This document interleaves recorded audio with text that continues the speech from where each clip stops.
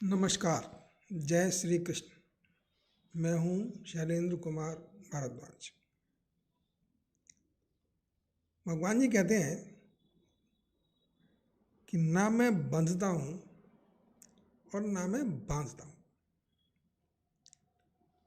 मेरा अनुमान है कि ये सिर्फ कृष्ण भक्ति में ही संभव है कि आप भक्ति करते हुए भी मुक्त हैं। किसी कर्म का कोई विधान नहीं है, बस उनका नाम लेते रहिए जब मौका लगे तब, और जब मौका लगे उनकी चर्चा करिए भी और सुनिए भी। इससे ज़्यादा मैं कृष्ण भक्ति के लिए कुछ नहीं करना। कितना सिंपल है, कोई एफर्ट इन्वॉल्व नहीं है। और प्रभु जी का ये स्टेटमेंट है कि बंधना भी मेरा काम नहीं और बांधना भी मेरा काम नहीं। इसलिए मैं खुद मुक्त हूँ और अपने चाहने वाले को ही मुक्ति करता हूँ। मुश्किल है, शब्द समझ में कम आते हैं, लेकिन गुरु जी जो बोलते हैं एक्सेप्ट करना होता है। नहीं करेंगे तो जो आपकी मर्जी हो करते रहिए, उन पे क्या फ़र्क पड़ने वाला है। कर लोगे, चिंतन करोगे, मनन करोगे तो कुछ पालोगे। मुझे लगता है प्रभु जी सही कहते हैं। अभी जैसे मैं बैठा हूँ, आज मुझे खबर मिली कि मेरे एक अति प्रिय व्यक्ति, चाहने वाले, दुनिया से चले गए हैं। एक और सज्जन थे जिनको मैं बहुत प्यार करता था, वो भी तबीयत खराब है काफ़ी सीरियसली। मैं गुरु जी की तरफ निहारता हूँ, मेरे सामने क्या विकल्प है। गुरु जी कहते हैं कोई विकल्प नहीं, मेरे पास बैठो, और जब मेरे पास बैठोगे तो तुम्हारे मन में प्रेम उदय होगा, कर्तव्य की भावना आएगी। और अगर आपने किसी भी प्राणी को जिससे आप परिचित हैं, जब मिले, जितना समय दिया, पूरा प्रेम पूर्वक व्यवहार किया, तुम्हारे मन में भी प्रेम था, तुम्हारी वार्तालाप में भी प्रेम था, तुम्हारे दिल में भी उनके प्रति शुभेच्छा थी, इससे ज़्यादा तुम कुछ कर नहीं सकते किसी के लिए। और जब इतना कर लोगे तो तुम्हें किसी तरह का कोई पश्चाताप भी नहीं होगा, क्योंकि तुमने अपना काम पूरी तरह से अंजाम दे दिया। तो गुरु जी दो बातों पर फोकस करते हैं भगवत गीता में। एक तो कहते हैं निस्वार्थ कर्म करो, बस फल की इच्छा तुम्हारे लिए नहीं है। अब कोई सज्जन है जो तुम्हारे मित्र हैं, कभी रहे हैं, तुम उनसे जब मिलने का समय मिलता है तुम्हें, तुम मिलने जाते हो, प्यार से मिलो। याद भी आ जाए तो प्यार करो, सद्भावना उनको प्रेषित करो। यही तुम्हारे अधीन है और इससे ऊपर तुम्हारे अधीन कुछ नहीं है। हर प्राणी की अपनी कर्म गति है, जो जैसा करके आया है, जो कर्म उसके हैं, उसके हिसाब से उन्हें फल भोगना होगा, और तुम इसमें कुछ नहीं कर सकते। नहीं, ऐसा तो कुछ नहीं होना चाहिए गुरु जी, मैं कहता हूँ ऐसा तो नहीं है। आपकी भक्ति करते हैं, आपके साथ रहते हैं, आप इतने शक्तिशाली हैं, फिर हम कुछ क्यों नहीं कर सकते। प्रभु जी का मुस्कुराने का स्वभाव है, मुस्कुरा देते हैं हल्के से, कर सकते हो। अगर मैं मुक्त हूँ तुम भी मुक्त हो, जो मर्जी आए कर लो, कर सकते हो, तुम्हें अधिकार है। लेकिन क्यों करोगे ये तुम सोच लो, क्यों करना चाहते हो ये भी तुम सोच लो, और तुम क्या कर सकते हो ये भी सोच लो। ठीक है, अभी कुछ पल के लिए तुम कष्ट दूर कर सकते हो, लेकिन कष्ट तो हैं, उसके कर्म में अगर कष्ट लिखे हुए हैं तो उसे भोगने ही पड़ेंगे। तुम उनको डेफर कर सकते हो, कुछ पल के लिए टाल सकते हो, लेकिन मिटा तो सकते नहीं। कर्म फल मिटाने के लिए तो जिस व्यक्ति के कर्म हैं उसको ही चेष्टा करनी होगी। तुम्हारे पास क्या है, तुम कुछ नहीं कर सकते। हाँ, तुम सिर्फ एक ही काम कर सकते हो, शुभेच्छा रखो हर प्राणी के प्रति, जो भी तुम्हारा संपर्क में आता है, जिसके कष्ट के बारे में आपको ज्ञात होता है, तो थोड़ी सद्भावना रखो मन में, प्रार्थना करो, दुआएं दो कि वो ठीक हो जाए, इससे ज़्यादा तुम कर नहीं सकते।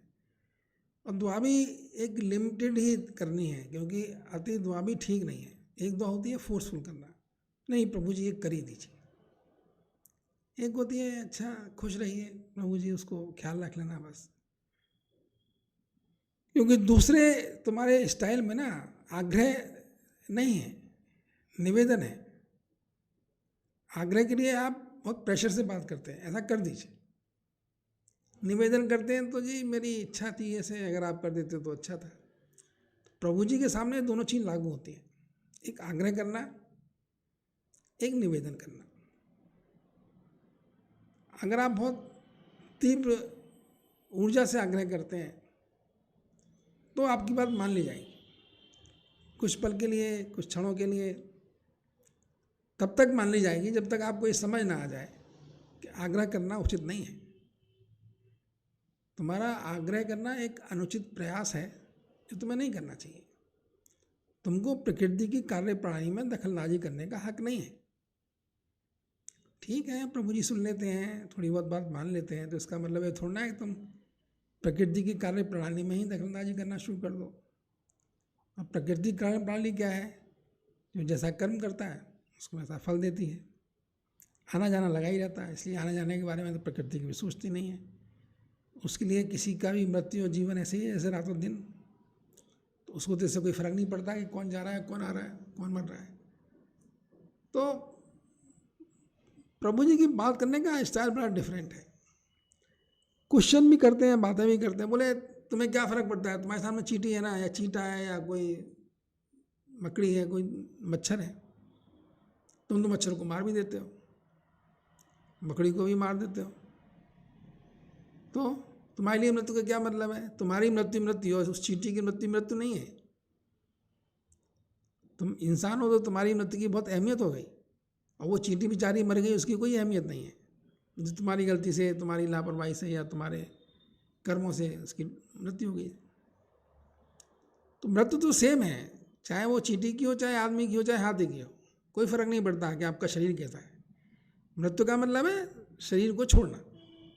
अब शरीर को छोड़ दिया तो वो चींटी छोड़े तो और आदमी छोड़े तो सेम बात है। तो तुम्हें मृत्यु के प्रति इतना संवेदनशील होने की आवश्यकता नहीं है। अब ठीक है सर जी, मान लेते हैं आपकी बात को। मनी तो है ना, इंसान है ना, अभी बच्चे ही हैं, अभी बहुत बड़े तो हो गए नहीं गए, इतना बहुत बड़े सन्यासी हो गए, किसी बात से बहुत ज़्यादा फर्क ना पड़े। फर्क तो पड़ जाता है, लेकिन फिर भी प्रभु कृपा से कृष्ण भक्ति का ये प्रसाद है। आप उनसे दोस्ती कर लीजिए, उनसे बातें करिए, उनसे जो अपनी बात है उनसे अपनी बात कहिए, और उनकी बात भी सुनने की चेष्टा करिए। कुछ समय के बाद, कुछ क्षणों के बाद आप सुनना शुरू कर देंगे। ऐसा नहीं है कि प्रभु जी बोलते नहीं है, बोलते तो हैं, लेकिन तुम्हारे अंदर इतना क्लटरिंग है, इतना गार्बेज भरा हुआ है, इतना शोर मच रहा है तुम्हारे अंदर कि तुम वो आवाज़ उनकी तब जाती है, तुम तक पहुंच नहीं पाती। तुमने कितनी आवाज़ें अपने अंदर पाल रखी हैं, सोचो तो, तुम्हारे अंदर से कितनी आवाज़ आ रही है। तुम कभी शांत होकर बैठ सकते हो? बैठो और फिर देखो मैं कैसे आता हूँ तुम्हारे पास, प्रभु जी कहते हैं। और कृष्ण भक्ति के ना बहुत से आयाम हैं, ये प्योर भक्ति नहीं है। कृष्ण योगेश्वर है, इसलिए आप कृष्ण भक्ति के में आप ये मान के चलिए कि सब योग की विद्याएं भी आपके पास आ जाएंगी, प्रकृति भी आपके पास आ जाएगी।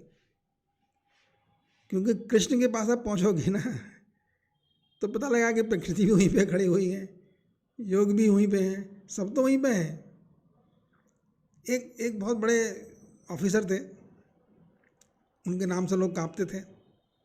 मैं एक बार गया, उन्होंने अपने यहाँ बुला लिया, थोड़ी मित्रता थी, थोड़ा प्यार मानते थे, और बहुत इंपॉर्टेंट मीटिंग वो कर रहे थे। मुझे बैठो 5 मिनट के लिए, वो मीटिंग में व्यस्त हो गए। और जिन लोगों से वो मीटिंग कर रहे थे वो सेकंड लेवल के जो ऑफिसर्स थे, उनसे ही बहुत डर लगता था लोगों को, हमको भी लगता था, भाई वो भी बहुत ऊंचे अफसर थे। लेकिन जब हम उनके पास बैठे तो वो ऐसे बातें कर रहे थे उनसे, ये वो जैसे बहुत अपने उनके सबॉर्डिनेट थे वो लोग, तो उनसे बड़े कॉमन तरीके से बातें कर रहे थे। तो मुझे ये समझ में आ गया कि अगर हम प्रभु जी की भक्ति करते हैं, बाई चांस प्रभु जी ने अपने पास बैठा लिया कि भाई बैठो थोड़ी देर मेरे पास, तो जितने दुनिया के अंग हैं ना, इसमें प्रकृति भी है, सुख और दुख है, सब सबॉर्डिनेट है उनके। जब आप उनके पास बैठ जाओगे तो फिर तुम्हें सब छोटे लगने लग जाएंगे। अरे यार ये क्या है, ये तो कोई बात नहीं, ये तो छोटे अफसर है। तो ये कृष्ण भक्ति का प्रसाद है। और कृष्ण भक्ति खाली बातों की नहीं है, इतने चमत्कारिक बिहेवियर वो दिखा देते हैं कभी कभी कि आपको बस यकीन नहीं होता, ऐसा कैसे हो गया, हो जाता है। आइडियाज हैं, आइडियाज, विचार आते हैं आपके मन में, आ जाते हैं, वो बोल देते हैं। वो ये बोले ना बोले, विचार तो अपने आप बोलते हैं कि देखो ऐसे करो, ऐसे करो और ऐसे करो। एक दिन की बात थी ना, बहुत कष्ट में था मैं, शुरुआत की बात है, जब मैं बद्रीनाथ से आया और जब उनने बोलना शुरू किया तो मैं थोड़े से कष्ट में था, कुछ मानसिक तनाव था मुझको। मैं परेशान मंदिर में गया, खूब भटक लिया। देखिए, जब आपको मानसिक तनाव आता है, जब आपके मन में कोई बहुत तीव्र वेदना होती है, मानसिक वेदना होती है, तो वो इतनी आसानी से शांत नहीं होती है कि आप मंदिर जाएंगे तो शांत हो जाएगी, या आप उससे मिलेंगे तो शांत हो जाएगी। ये तो शांति प्रभु कृपा से प्राप्त होती है, क्योंकि वेदना का मुख्य कारण भी एक विचार होता है और वेदना का रिमूवल भी एक विचार ही होता है। एक विचार जिसकी वजह से आप बहुत वेदना तो है, आपको बहुत वेदना हो रही है, आप बहुत परेशान हैं, कोई एक और विचार आ जाएगा और वो आपकी उस वेदना को हर के चला जाएगा। ये खूबसूरत है, ये जो दुनिया का व्यवहार है ना, संसार का व्यवहार बहुत खूबसूरत है, हर चीज़ बहुत खूबसूरत है। जरा गौर से देखना सीख लें हम लोग। अब ऐसे ही है, आप बहुत परेशान हैं, वो बस समझ में नहीं आएगा आपको। एक दिन ऐसे ही बोले बोले बोले, देखो मेरी हर लीला के अंदर एक सूत्र छुपा हुआ है। जो तुमने लीलाएं मेरी सुन रखी हैं, सभी लीलाओं के अंदर एक सूत्र है। मैं बताना चाहता हूँ कि देखो ऐसे है। अब ठीक है, भागवत में जो कथाएं लिख रखी हैं बहुत पुराने ज़माने की हैं, होता है उतना क्लियर उनको, मतलब उनकी लैंग्वेज अलग थी जिन्होंने लिखी भागवत, जिन्होंने बोला भागवत में। अब की लैंग्वेज अलग है, वो संस्कृत में बोलते थे, अब हिंदी में हम बोलते हैं, अंग्रेजी में बोलते हैं, संस्कृत में तो नहीं बोलते। तो इसलिए भाषा का फर्क पड़ जाता है, देश काल परिस्थिति का फर्क पड़ जाता है। लेकिन भागवत की जितनी कहानियाँ हैं, जितने सूत्र हैं, जितनी बातें मैंने कही हैं, जितनी लीलाएं मैंने की हैं, उन सबके पीछे एक खूबसूरत सूत्र है तुम्हारे लिए। और तुम तो क्या समझोगे, मैं ही तुम्हें समझाता हूँ, क्योंकि तुम्हारे बस की थोड़ा ना है समझना। प्रभु का स्टाइल है, वो समझाते हैं, समझ में आ जाती है कई बारी बातें। तो यही उनका खेल है, वो कब क्या बोलेंगे आपको, कब क्या समझा देंगे, ये आपको नहीं पता। वो बड़े हैं, लेकिन जब समझाएंगे, जब आपको समझ में आ जाएगा, जब आपके सामने रिजल्ट आएगा, तो आप क्या ही पढ़ेंगे, वाह प्रभु वाह, आपकी भी माया निराली है। श्रीमान जी, ये दुनिया को समझिए, दुनिया में आनंद लीजिए, दुनिया के को गहराई से देखिए। ये मानव शरीर है, इसी में कर सकते हो। चींटी कुत्ता बिल्ली बन के नहीं कर सकते कोई बंदा, हम ही लोग कर सकते हैं जो मानव शरीर में है। एक एक चीज़ को, एक एक घटना को जरा ध्यान से देखिए, प्रभु की माया को समझिए, प्रभु को समझ लीजिए। ये जीवन दोबारा मिले ना मिले पता नहीं, अभी मिला हुआ है और इस जीवन का भरपूर उपयोग कर लीजिए। उपयोग ये नहीं है कि हमने भोग कर लिया, भोग उपयोग नहीं है। हमने दूसरों के लिए कुछ सेवा करी कि नहीं करी, हमने अपने अंदर आत्मा की अनुभूति करी कि नहीं करी, हम आनंदित हुए या नहीं हुए, हमारे मन में आनंद आया कि नहीं आया, और हमारे अंदर प्रेम है कि नहीं, हमें गुस्सा तो नहीं आ रही किसी पे, हम किसी का बुरा तो नहीं चाह रहे। सामान्य सी बातें हैं, इसके अलावा कुछ है नहीं। कर सको तो करो, ना कर सको तो ना करो। कहीं कोई सेमिनार का ना, प्रभु जी कहते हैं कि ना मैं बंधन में बंधता हूँ और ना मैं बांधता हूँ, तो बंधन मत मानो, कर सको करो, ना कर सको तो भूल जाओ, कोई आवश्यक नहीं है। इसलिए अपने आप को बंधनों से मुक्त करके खुले आसमान की तरफ देखो, मजा लो, आनंद लो। नेचर है, प्रकृति है, कब तक है, कब तक सांसें चल रही है नहीं पता है। यही इसी क्षण अगर हमने मुस्कुराते हुए कुछ पल गुजार दिए तो हमारा जीवन सार्थक हो गया। ऐसा ही है जी, मुझे तो यही लगता है। थोड़ी देर की प्रभु चर्चा थी, आपके साथ बैठ के कर ली है। अच्छी लगे तो कमेंट जरूर, सब्सक्राइब जरूर कर लीजिएगा, एक बेल भी बजा दीजिएगा। बेल होता है ना, नीचे घंटी लगी होती है, क्योंकि जब भी कोई नया वीडियो आएगा तो आपको पता भी लग जाएगा कि हम। और सामान्यतः मेरा एक आदत पड़ गया है, हर दिन के बाद 15 मिनट के लिए मेरी बोलने की इच्छा होती है प्रभु जी के बारे में। मैं कुछ देर बैठना चाहता हूँ, और इससे बढ़िया मैं ये पूजा पाठ कोई और है नहीं। और क्या करूँगा मैं प्रभु जी के लिए? प्रभु जी को स्तुति पसंद नहीं है, कोई बहुत ज़्यादा वो स्तुति के भूखे नहीं है। आप उनकी तारीफ करेंगे तो ना कोई ऐसा मज़ा नहीं आएगा बहुत। हाँ, आप अच्छे कर्म करें, शांत रहें, उनकी बातों को मानें, बस उसी से खुश हो जाते हैं वो। चलिए, कल फिर मिलेंगे। धन्यवाद। जय श्री कृष्ण।